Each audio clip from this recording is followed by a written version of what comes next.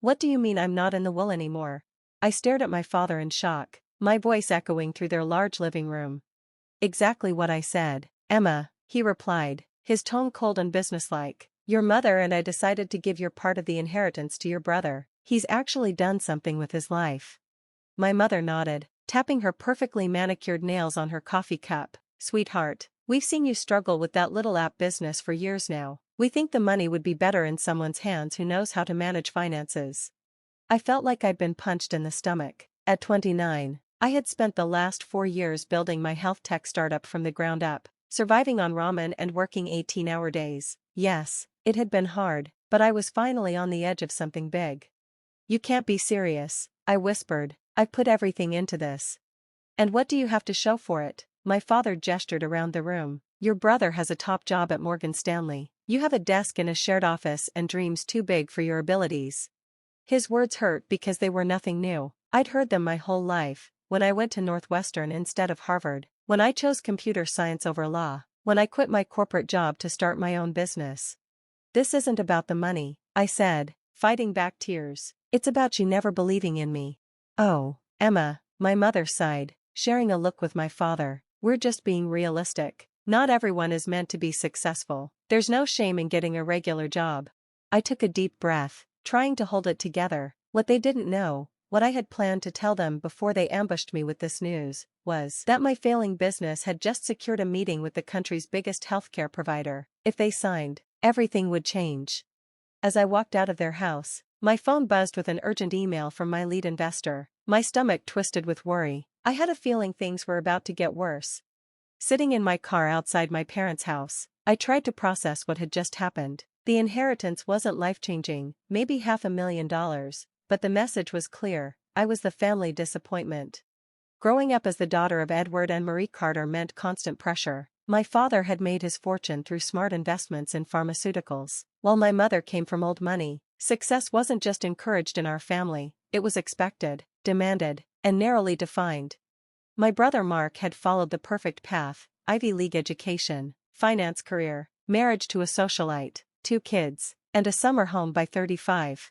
I, on the other hand, had always been the odd one out. Even when I graduated at the top of my class or got prestigious internships, it was never enough. You could have done better was the family motto for my accomplishments.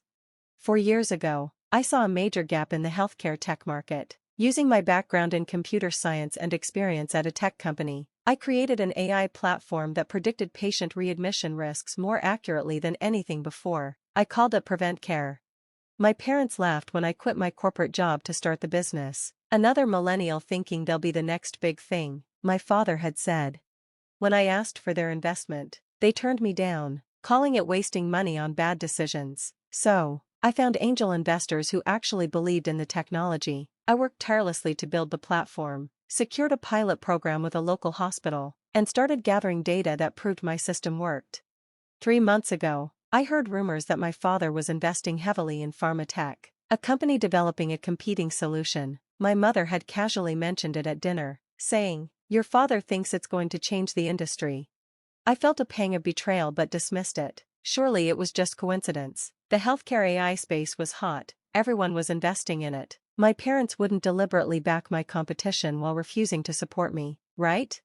But now, sitting in my car, I started putting the pieces together: the timing of being cut from the will, their growing criticism of my business, the smug looks.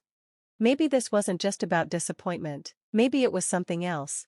The call with my lead investor, Alex, was worse than I imagined. He sounded anxious. "Emma, Pharmatech just announced a partnership with Medcare. They're rolling out their system to all 53 hospitals in the network." My heart sank. Medcare was the healthcare provider I had been working with for months, the same one I was about to meet with next week. That deal would have made Prevent Care a serious contender. "That's impossible," I said. "We've been in talks with them for ages. Their tech team loved our solution." Pharmatech swooped in with a huge discount and some powerful connections, Alex said. "They're saying they knew about your meeting and rushed to block it." Powerful connections, like a major investor who happened to be my father. "I need to go," I said, my mind racing. I spent the next hour in my car outside my parents' house, searching for more information on Pharmatech. The company had been struggling, with inferior tech to mine. but huge marketing budgets. Their stock had been dropping until today's announcement, which made it jump by 43%.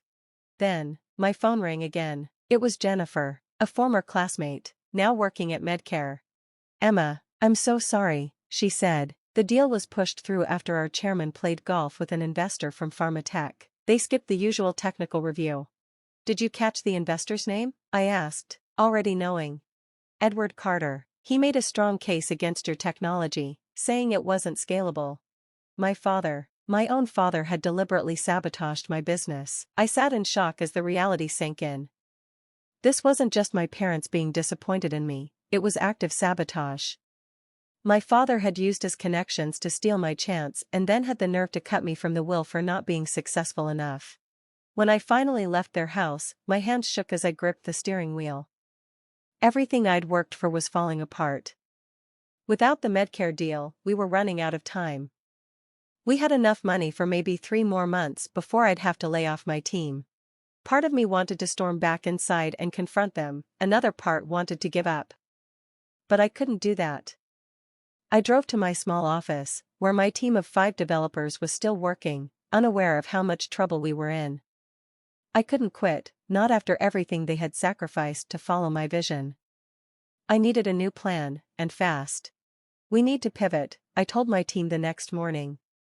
They looked confused as I explained what had happened with Medcare. "So your dad basically sabotaged our biggest opportunity?" Miguel, my lead developer, asked in disbelief. I nodded, swallowing hard. "But we're not giving up. Our technology is better than Pharmatech's. We just need to prove it." For the next 3 weeks, we worked non-stop, refining our algorithm and reaching out to smaller hospital networks. We got a meeting with Westfield Healthcare, a regional group with 12 hospitals. It wasn't Medcare, but it could keep us going. The night before the Westfield presentation, I got a text from my brother. "Jake heard about Medcare. Tough break. Maybe it's time to think about that job offer at DTC. Dad knows someone who could fast-track your application." I didn't reply. Jake had always been the peacemaker, but he had always sided with our parents when it counted. The Westfield presentation went perfectly. Their technical team asked tough questions, and we answered them confidently. By the end, the chief medical officer seemed impressed. "Your predictive accuracy is impressive," she said. "We'll need to run this by the board, but I'm hopeful." For the first time in weeks, I felt a glimmer of hope. Maybe we could bounce back from the Medcare setback. 3 days later, that hope was crushed when I got an email from Westfield. "After careful consideration, we've decided to pursue alternative solutions for our readmission prevention needs. We appreciate your time and wish you success in your future endeavors." It didn't make sense. The technical team had liked us. What had changed? The answer came later that afternoon when Miguel burst into my office, pale-faced. "You need to see this," he said, showing me his tablet. It was a press release from Pharmatech announcing a strategic partnership with Reynolds Investments, my father's company, to speed up adoption of their healthcare AI solution across regional markets. The first partner? Westfield Healthcare. "He's blocking us," I whispered, the weight of the betrayal sinking in. When I called Westfield's CMO, she sounded sorry. "The board overruled us," she said. "One of our major investors insisted we go with Pharmatech." I didn't need to ask who that investor was. That evening, I got an unexpected call from my mother. "Emma, your father and I would like you to join us for dinner tomorrow. We have something important to discuss." My first instinct was to refuse, but curiosity won. "Fine. 7 o'clock, perfect. And Emma, try to dress nicely. The Harringtons might stop by." The Harringtons? My father's business associates. So this wasn't a personal dinner, it was another chance for them to showcase their successful son while highlighting my failures. I showed up at exactly 7 o'clock, wearing my best business dress, not to impress them, but to protect myself from their judgment. To my surprise, my parents were warm and welcoming, acting as though nothing had happened between us. "Sweetheart, we've been thinking," my mother started, "over appetizers. Maybe we were hasty with the inheritance decision." My father nodded. "We might be willing to reconsider, under a few conditions." I raised an eyebrow. What conditions? Simple, my father said smoothly. Shut down that little business of yours and come work for me at Reynolds Investments. We could use someone like you to evaluate healthcare investments. The offer was clear: abandon my dream and join their world, and I could have my place in the will again. It was a trap, disguised as a peace offering. I need some time to think, I said carefully, knowing I had to play along while figuring out my next move. The next morning, I couldn't shake the feeling that something didn't add up. Why offer me a job now when they had been trying to destroy my business? I decided to do some digging using my data analysis skills. I started digging into Pharmateca's financials and major shareholders. What I found took my breath away. Reynolds Investments had bought a 15% stake in Pharmatech 6 months ago, right around the time my company had started gaining attention in healthcare. My father hadn't just invested in a competitor, he'd become one of Pharmateca's largest individual shareholders. But that wasn't all. Pharmateca's technology was seriously flawed. Their trial results were cherry-picked to look good, but when I accessed the full data, I saw major problems with their predictive model. They were selling an illusion, and my father had to know that. This wasn't just business, it was personal. My father was willing to back an inferior product, risking patient safety, just to prove me wrong.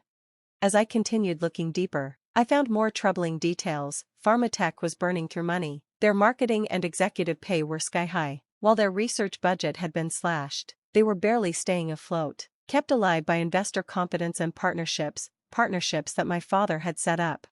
It hit me like a ton of bricks. My parents' financial future was now tied to Pharmateca's success, and my failure.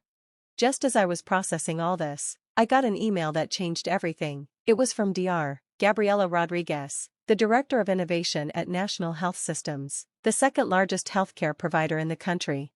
Miss Reynolds, your presentation at the Healthcare Innovation Summit last month caught my attention. I'd like to discuss how your technology could be applied across our network. Could we meet next week? National Health Systems had 70+ hospitals nationwide. This could be a game changer for us. I immediately called Miguel and the team to prepare. We worked tirelessly to refine our presentation and demo. This time, I kept everything completely secret. No one outside my team knew about the opportunity. The meeting with Dr. Rodriguez went better than I could have hoped. They understood the strength of our approach right away.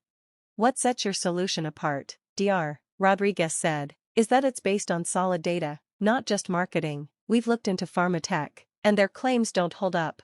By the end of the meeting, we had a handshake agreement to begin a pilot program at 5 of their largest hospitals. On my drive home, I was feeling hopeful but exhausted when my phone rang. It was my father. Lana, have you thought about our offer? The position won't be open forever. I'm still thinking about it, I replied, trying to keep my tone calm. Actually, I'm meeting with some investors next week who might want to acquire Prevent Care. If that happens, I'll definitely consider your offer. It wasn't true, but I needed time. The National Health Systems deal wasn't final yet, and I couldn't risk my father interfering. Investors? Who would want to buy a failing startup? He scoffed. You'd be surprised, Dad. Sometimes, the things you underestimate are the ones that change everything. The pilot with National Health Systems began quietly. For 6 weeks, our system ran alongside existing protocols at 5 hospitals, predicting readmission risks with amazing accuracy. The results were undeniable. Our technology was outperforming not only their current system, but also Pharmateca's. Meanwhile, I kept up the act with my parents, casually mentioning that I was considering job offers and talking to potential buyers, feeding my father's belief that Prevent Care was failing. Then, one evening, Jennifer from MedAlliance showed up at my office. I shouldn't be here, she said nervously, but I had to show you this. She handed me an internal report showing that Pharmateca's system was failing miserably at MedAlliance. Readmission predictions were barely better than random chance, and costs had tripled. The board is furious, Jennifer said, but they're stuck in a contract. Harold Reynolds is pressuring them to keep quiet. I thanked Jennifer, then called Dr. Rodriguez. How quickly could we scale the pilot to all your hospitals if the results stay positive? With these numbers, we could go live in 60 days, she said. I've already started drafting the proposal for the board. Everything was falling into place, but I needed one more piece to secure our future. I reached out to Oliver Barnes, a reporter who had covered Prevent Care in the early days. I've got a story for you, I told him. It involves falsified data. conflicts of interest, and patient safety concerns. 2 days later, as I was finalizing the deal with National Health Systems, Miguel burst into my office, panic on his face. "We've got a problem," he said. "Someone's trying to breach our servers. They're after our algorithm." I knew immediately who was behind the breach. With pharmatech failing, my father must be desperate to steal our superior technology. "Lock everything down," I instructed. "Activate emergency protocol." We'd planned for this. Dawn was our contingency, backups, secure servers, and false data to mislead intruders. For the next 48 hours, we worked non-stop, securing our systems while finalizing the National Health Systems contract. Timing was everything. If we could announce the deal before Pharmatech caught wind of it, we'd have the upper hand. On the morning we were set to sign, I received a call from my mother. "Lana, your father and I are concerned. We've heard rumors you're meeting with National Health today. Please, tell me it's not true." I hesitated but couldn't tell her the truth yet. "Mom, I can't discuss my business right now."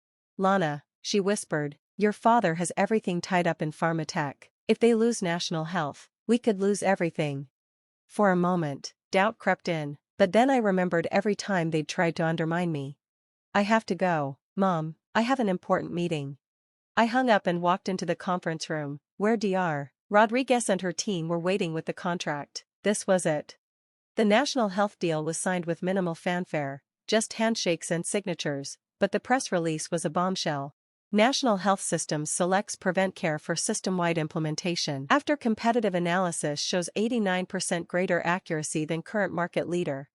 We didn't name Pharmatech directly, but everyone in the industry knew who the current market leader was. The fallout was immediate. Industry forums exploded, and investors began questioning Pharmatech's claims.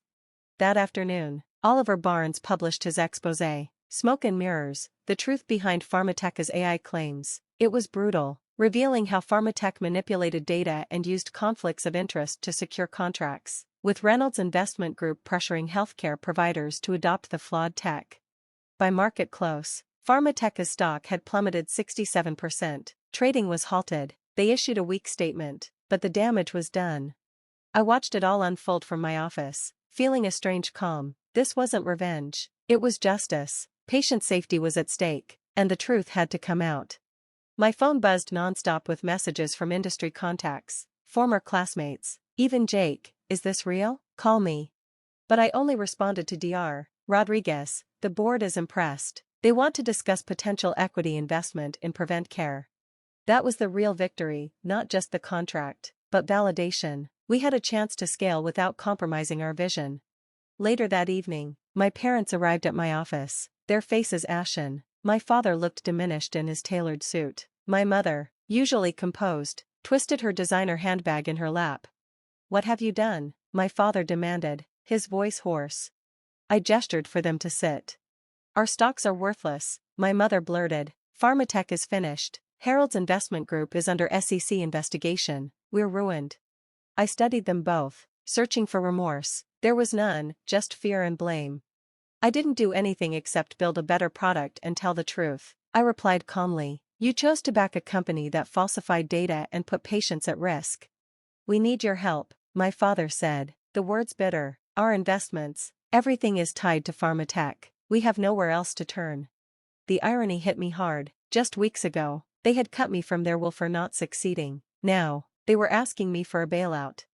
"I understand you're in a tough spot," I said, mimicking my mother's tone from years of conversations, "but I can't be your financial safety net." My father's face hardened. "After everything we've done for you."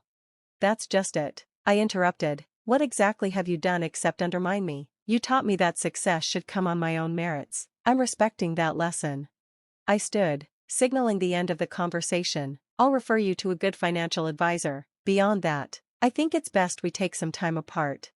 As they left, I felt no triumph, only a quiet certainty that I had finally broken free from their shadow.